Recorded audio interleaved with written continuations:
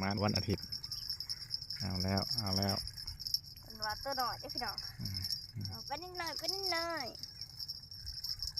ตำคันลงหนักทำไม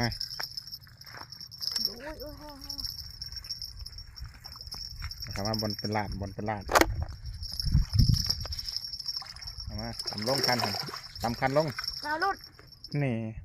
เชเว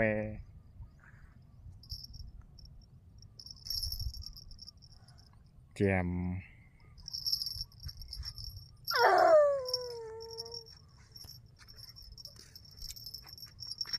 แต้มแรกเฮียไปเอาเราถ่าแต้มที่สองสีมันหรือบ่มันมันรุนแรงโคตรมือนี่โตใหญ่คนว่าเป็นอะไรหัวใจตื่นเต้นยังแต่จะลุด